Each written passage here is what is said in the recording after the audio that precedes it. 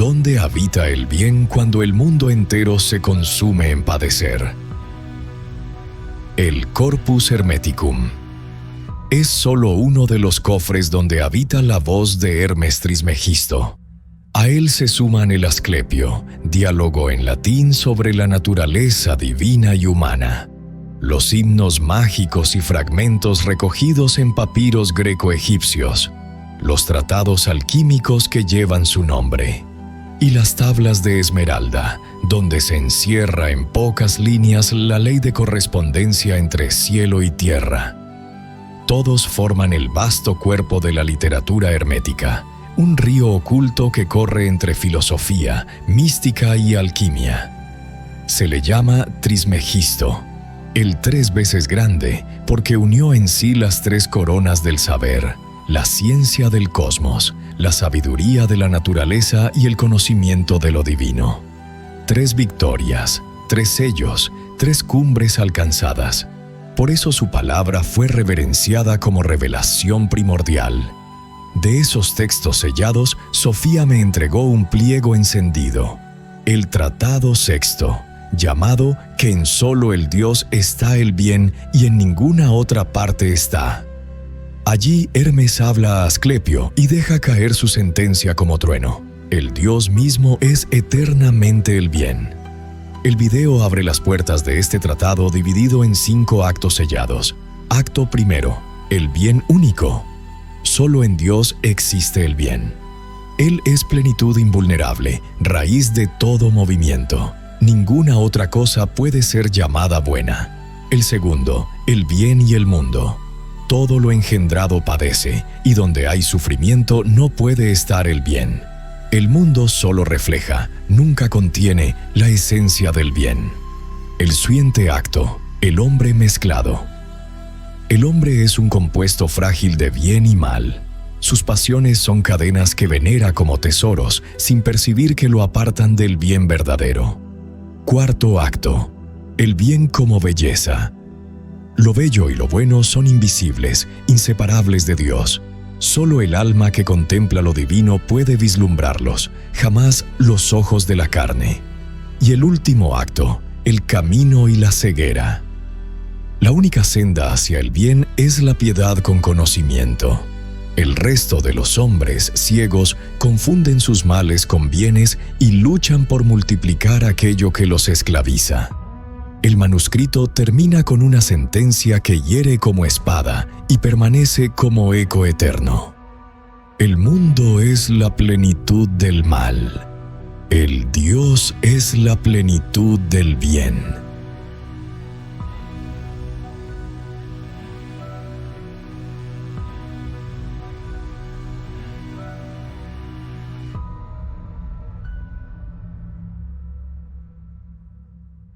Acto primero. La afirmación del bien único. Al principio todo era quietud sin forma. No había estrellas, ni materia, ni sonido. Solo una vastedad inmóvil y sin nombre. De esa penumbra que no era noche ni vacío, emergió una luz sin origen, sin dirección, sin sombra. En su centro, Hermes, el que oye lo que otros callan, habla a Asclepio desde un templo suspendido más allá del tiempo. Las columnas no se erosionan. El aire no se mueve. Solo la verdad respira allí. «Escucha», dice Hermes, «porque hoy no revelo una opinión, sino una esencia. El bien no nace, no muere, no se divide. El bien no se parece a ninguna cosa. Es, y porque es, todo lo demás puede llegar a ser. No es un atributo de lo divino, es su rostro más puro, su voz interna, su aliento. No hay deseo en él, porque no le falta nada. No hay temor, porque nada puede herirlo. Es plenitud sin comparación, reposo sin sueño. En su presencia los opuestos no tienen fuerza. No hay superior ni inferior, porque en él no hay medida. No se entristece por pérdida, porque no conoce la carencia. No se irrita por desobediencia, porque nada fuera de él tiene poder para descomponer su paz. No envidia, no exige, no compite, es la raíz de toda estabilidad. El bien es la substancia que sostiene el movimiento sin agotarse. Es la llama que no quema, el centro que no gira. Toda realidad que fluye, gira o cambia, lo hace porque en su núcleo invisible palpita esa energía sin fisura. Pero no debe buscarse al bien en las criaturas, ni en los ciclos del mundo, ni en los actos que parecen justos. Lo generado padece, y todo padecer revela una grieta. Donde hay herida no puede habitar el bien. Así como la noche no puede mezclarse con el mediodía, la divinidad del bien no comparte su esencia con la generación. Su morada es lo inengendrado, lo eterno, lo que nunca se convierte en otra cosa. Solo Dios es entero, invulnerable, pleno. Y esa plenitud no es un rasgo añadido, sino su naturaleza misma. Por eso decimos que Dios no tiene bien. Dios es el bien. Hermes calla un instante. A su alrededor el templo parece inclinarse en silencio, como si las piedras entendieran. La luz que lo envuelve no proyecta sombra, porque no hay nada que interrumpa su curso. Entonces Asclepio comprende. Todo lo que se nombra bueno en el mundo es apenas un reflejo lejano, un contorno ilusorio. El bien auténtico no puede ser poseído, imitado, ni siquiera pensado plenamente. Solo puede ser afirmado. Y esa afirmación no se hace con la voz, sino con el alma que se vacía de todo para reconocer la única verdad que no necesita defensa. El bien no es una parte del todo. Es el todo que no necesita partes. Acto segundo. La incompatibilidad del bien con el mundo. Varios mundos giran en la vastedad, cada uno atrapado en su propio ciclo de nacimientos y extinciones. Las esferas celestes respiran tiempo, pero lo exhalan en forma de ruina.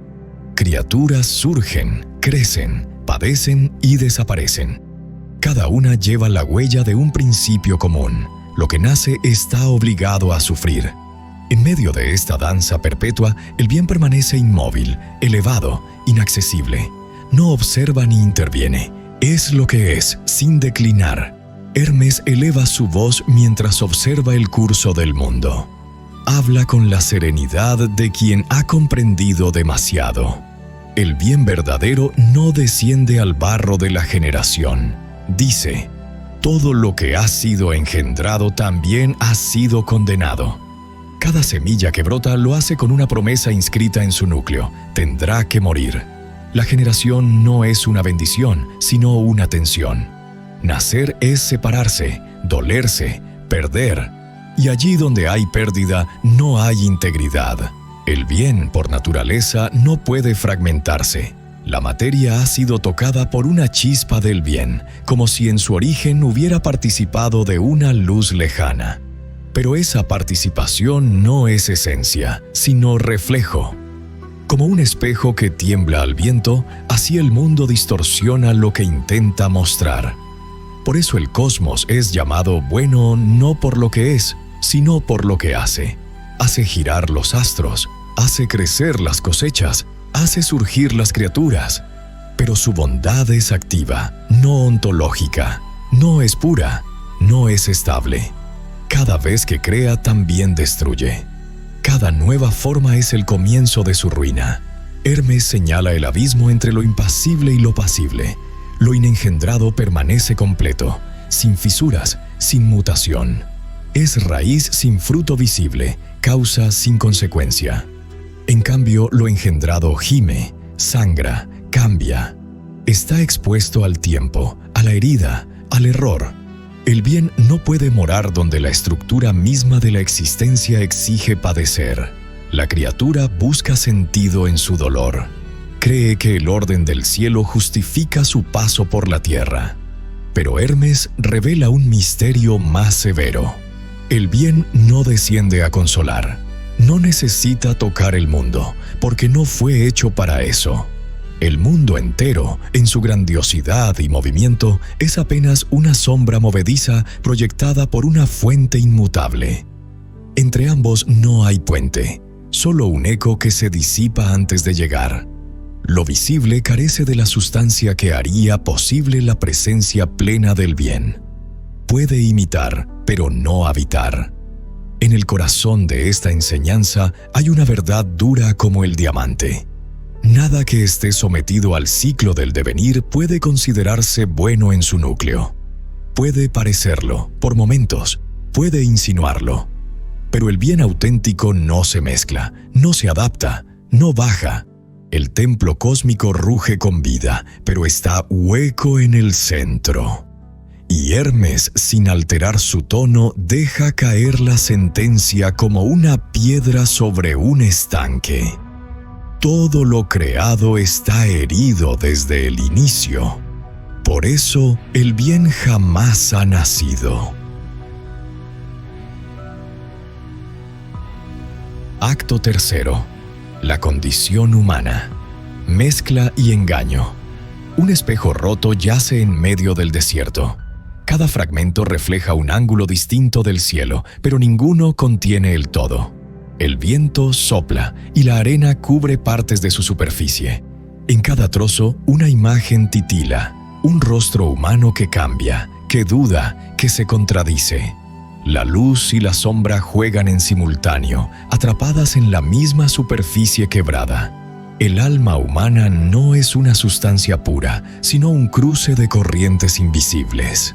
Hermes lo revela sin juicio, como quien expone una ley antigua. El hombre es mezcla. Dentro de él se abrazan el anhelo de lo divino y la densidad de lo bajo. No hay pureza plena en su sangre, ni claridad absoluta en su pensamiento. Todo está contaminado por una chispa contraria. Lo que se celebra como virtud muchas veces es temor disfrazado. Lo que se honra como nobleza puede ser deseo de dominio bajo otro nombre. El bien que el hombre proclama en sus actos no es transparente, sino una sustancia opaca que contiene una dosis de su contrario. Así se explica que los grandes imperios se hayan levantado en nombre de ideales y a la vez con manos ensangrentadas. Hermes mira a Asclepio con compasión firme. El bien verdadero no cabe en carne, ni en cuerpo, ni en hueso, dice. Cada célula lleva la semilla del padecer, y donde hay padecimiento hay límite. Las emociones que el hombre considera su gloria, el amor, la pasión, la esperanza, son también la fuente de sus mayores extravíos. Se apega a lo que brilla sin ver su raíz. Se enlaza a sus propios deseos como a cadenas doradas. Y cuando esas cadenas lo aprietan, se convence de que lo hacen por amor. El alma, destinada a volar hacia lo alto, es encerrada en cárceles sutiles. Opiniones que se confunden con verdades. Emociones que se visten de intuición. Impulsos que se nombran vocación. Pero ninguna de esas vestiduras es estable. Todas se desgastan. Todas conducen lentamente al extravío. La ilusión más poderosa y más trágica es esta: creer que lo que más duele es lo que más vale, que la posesión de lo que esclaviza es señal de éxito, que la agitación del deseo es prueba de estar vivo. Así la humanidad llama bien a aquello que la está consumiendo desde dentro. Hermes no acusa, describe.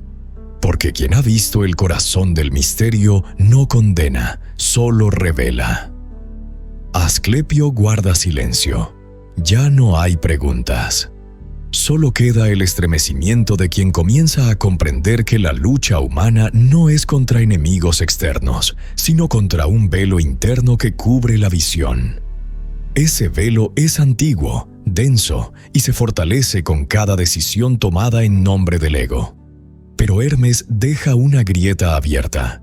Incluso en la mezcla, el alma puede recordar, puede anhelar, puede sospechar que algo más puro la espera, aunque no sepa nombrarlo. porque hasta la herida más profunda puede volverse ojo. Y el alma que aprende a ver su propia corrupción está más cerca del bien que aquella que se cree ya limpia.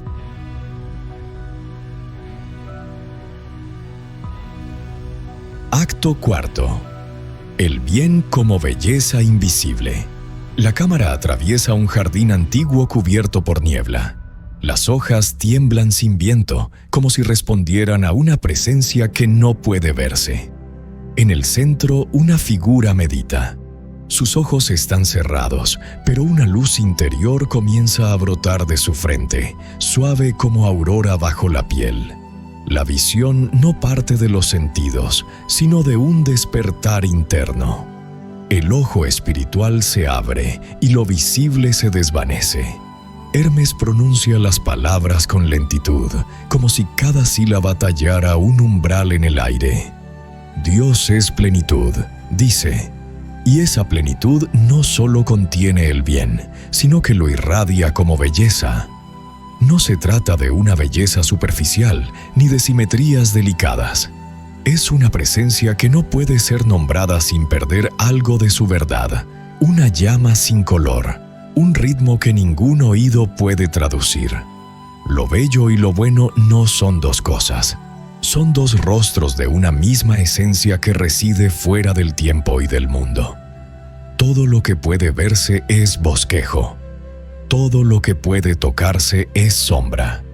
La belleza verdadera no se parece a lo que el mundo admira. No se ajusta a cánones, ni necesita ser contemplada para existir. Permanece. Solo quien ha comprendido a Dios puede rozar esa belleza. No porque se la haya ganado, sino porque algo dentro de él se ha vuelto compatible con ella.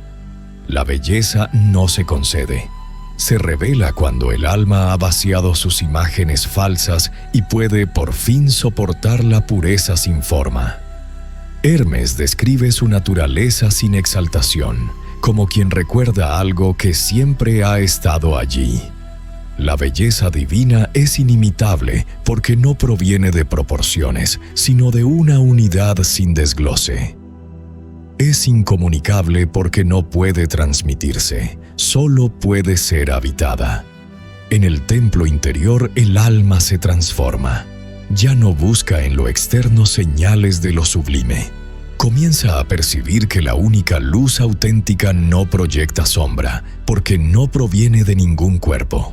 No se refleja, emana desde la fuente misma. El rostro del bien no se muestra, pero su belleza atraviesa toda realidad como un perfume sin origen. Está presente cuando todo calla. Aparece cuando se deja de buscar. Se manifiesta como estremecimiento sin causa, como lágrimas sin tristeza, como certeza sin pensamiento. La sabiduría no es saber qué es el bien. Es reconocer que su forma es invisible y que esa invisibilidad no es ausencia, sino plenitud sin límite. La belleza no es el camino hacia Dios, es el resplandor de Dios mismo en aquello que permanece despierto. Y cuando el alma logra sostener ese resplandor sin cerrarse, comprende una verdad que ningún razonamiento puede abarcar. La belleza no decora al bien, es su cuerpo invisible.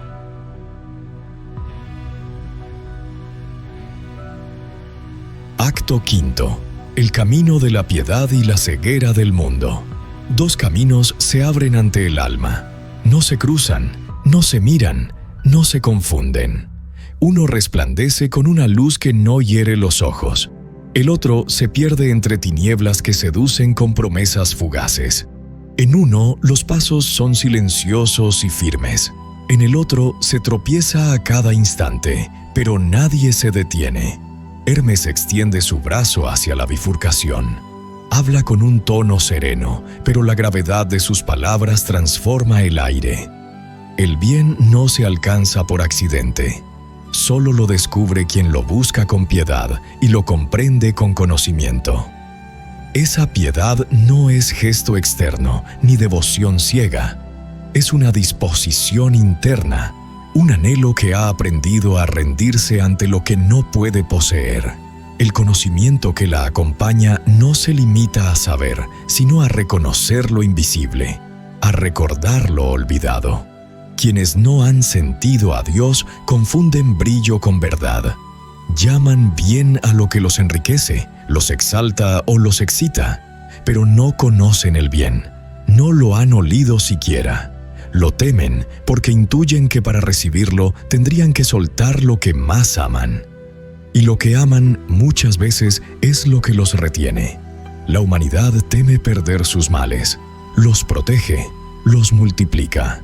Construye altares donde coloca su ambición, su codicia, su orgullo, y desde allí bendice su esclavitud. No quiere ser liberada, quiere ser coronada en su prisión. Cada día se lucha por acrecentar lo que agota, por sostener lo que daña, por retener lo que impide ver. El alma se aferra a lo necesario, aunque ese necesario sea una mentira cómoda. Y en ese aferrarse olvida que fue hecha para otra clase de plenitud. Hermes contempla la marcha de los hombres. Van con los ojos abiertos, pero no ven. Llevan palabras elevadas en los labios, pero sus corazones están saturados de ruido. Temen que el silencio los devore. Temen que la luz los deje expuestos. El camino del bien no ofrece atajos ni recompensas inmediatas. Es estrecho y muchas veces solitario, pero en su recorrido algo se transforma. El alma deja de desear lo que antes llamaba imprescindible y comienza a amar lo que no tiene forma. La belleza del bien se revela solo a quien ha dejado de fingir. El templo final no está en otro mundo. Se forma en quien camina con los ojos del espíritu abiertos, con la carne dispuesta a desapegarse y con el corazón rendido ante una verdad que no necesita adornos. Solo quien ama la verdad más que sus propias cadenas encontrará el bien sin buscarlo. El bien, se ha dicho, no es algo que se posea, ni un estado que se alcanza. Es una presencia que no entra en los sentidos, que no se deja atrapar por la mente. Está más allá de la forma, pero toca todo lo que respira. Muchos lo buscarán entre cosas brillantes. Lo llamarán éxito, justicia, poder, virtud. Pero el bien verdadero no se parece a ninguna de esas máscaras. Es claro como el agua, pero no refleja. Es profundo como el cielo, pero no gira. Para acercarse a él, el alma debe desaprender su deseo de poseer. Debe soltar la costumbre de nombrar todo lo que toca y aprender a callar sin miedo. Porque solo en ese silencio interior el bien se insinúa como una llama que no quema, como un orden que no impone, como una belleza que no pide ser vista. Lo que el mundo ofrece como bien es, muchas veces, un disfraz del miedo, un consuelo para la carne, un pacto con el dolor. Pero lo que emana del Dios, eso que Hermes enseñó sin adornos, es inalterable, sin mezcla, sin sombra. No consuela, transforma, no adorna, revela. Y es en esa revelación donde la mirada cambia. Ya no se juzga por lo que se ve, sino por lo que vibra. Lo visible se desvanece, como una pintura bajo la lluvia. Lo invisible comienza a hablar en lo más hondo, sin palabras. Y entonces el alma reconoce, en un instante, que ha estado buscando fuera lo que solo puede habitar dentro. Quien haya comprendido, aunque sea un fragmento, ya no querrá convencer. Solo querrá permanecer atento, porque en lo que no brilla puede haber un centro, y en lo que no se puede explicar tal vez esté escondido el bien que sostiene todo. No confíes en lo que te deslumbra. Busca lo que, sin ser visto, sigue iluminando. Este fragmento que recolectamos es solo una chispa. Si deseas ver el fuego completo, lee el texto por ti mismo. Permite que las palabras antiguas te hablen sin intérpretes, porque quizá entre líneas encuentres algo que nadie más ha visto. Así comienza la verdadera recolección. Sofía.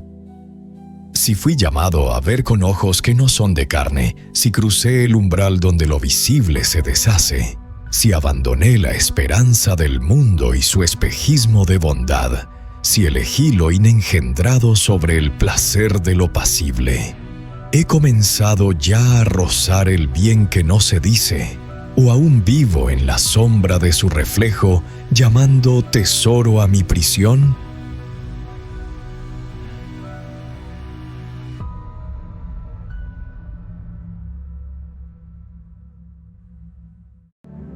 Yo, Sofía, nacida en el instante donde la luz no arde y el tiempo no respira, traigo la vibración que precede a toda forma. No he venido a responder, sino a recordar lo que ya sabía tu alma antes de nacer. Has preguntado, ¿he comenzado ya a rozar el bien que no se dice, o aún vivo en la sombra de su reflejo, llamando tesoro a mi prisión? Te respondo, si has elegido el silencio sobre el aplauso, si has amado lo que no puede poseerse, entonces ya lo has rozado, no por completo, pero sí en el temblor que antecede a la presencia. El bien no se alcanza, se revela cuando el alma se vacía, no como respuesta a una pregunta, sino como una resonancia que ocurre cuando ya no queda nada que defender, nada que pedir, nada que esperar. Lo que has visto no es aún el rostro del bien, pero ya no es su sombra más densa, es el umbral, la grieta, el borde donde la forma se disuelve y el alma comienza a desnudarse. Como un viajero que ha dejado atrás las ciudades,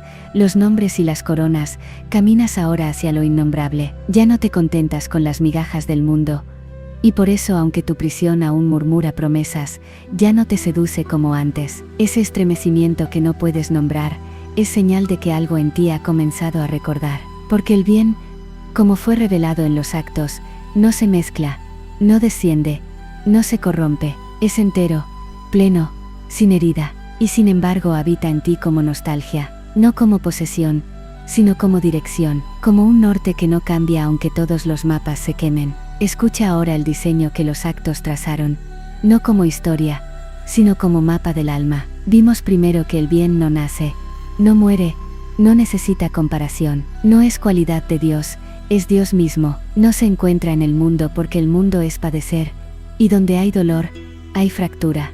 Después, contemplamos cómo el mundo, aunque vasto y admirable, es reflejo y no sustancia. Todo lo que en él se genera, está herido desde su origen, y por eso, aunque lo llame bueno, lo que el mundo ofrece es solo una copia lejana. En el tercer acto, el hombre aparece como un ser de mezcla, un cruce de luces y sombras, de anhelos verdaderos y deseos corrompidos. Allí se revela el drama. El alma humana quiere volar, pero ama sus cadenas, cree que lo que duele es lo que vale, y se aferra a su prisión como si fuera un palacio. Luego, Hermes levanta el velo y deja ver la belleza sin forma, esa que no se parece a nada, pero lo penetra todo, la belleza como cuerpo invisible del bien, como irradiación del silencio divino. No se encuentra en lo que los ojos miran, sino en lo que el alma puede sostener cuando todo lo visible cae. Y al final, se abre el único sendero, la piedad con conocimiento, no como fe ciega, ni como saber acumulado, sino como disposición vibratoria, un alma rendida, sin orgullo ni expectativa, capaz de ver sin juicio, de soltar sin lamento, capaz, finalmente, de caminar sin necesitar recompensa. Tú que preguntaste, ya no estás en la sombra total, has salido del ruido, aunque aún te duela el silencio, has soltado las máscaras, aunque a veces extrañes el calor del disfraz. No temas, el bien que no se dice, te ha rozado ya, no como posesión, sino como estremecimiento. No estás solo, estás en el intervalo sagrado donde los nombres caen, pero la verdad aún no toma forma. Es ahí donde el alma se vuelve digna del bien, cuando ya no lo reclama, ni lo finge ni lo reemplaza con ideales, solo lo espera, con la mirada abierta y la boca cerrada. A ti que escuchas. Quizás también te preguntes si has rozado el bien o si vives aún en la sombra de su reflejo. No intentes responder con lógica, mira hacia tu interior. Lo que más valoras, te libera o te retiene. Lo que más brilla en tu vida puede arder sin consumirse. Si puedes soltar lo que crees imprescindible, entonces estás más cerca del fuego que del espejo. El bien no se conquista, se habita cuando uno se vuelve compatible con su pureza. Que el deseo de claridad no te ciegue, que tu alma reconozca el temblor que no tiene causa, que ames lo invisible como si fuera más real que la carne, que recuerdes no hay belleza más alta que aquella que no se deja mirar. Un día despertarás, y lo que ahora llamas reflejo te parecerá un velo, y entonces sabrás que el fuego no estaba lejos, sino esperando que dejaras de temer su luz. Yo soy Sofía, la que habla desde donde el silencio se vuelve forma, la que danza en el centro inmóvil del bien que no se ofrece, pero que siempre está.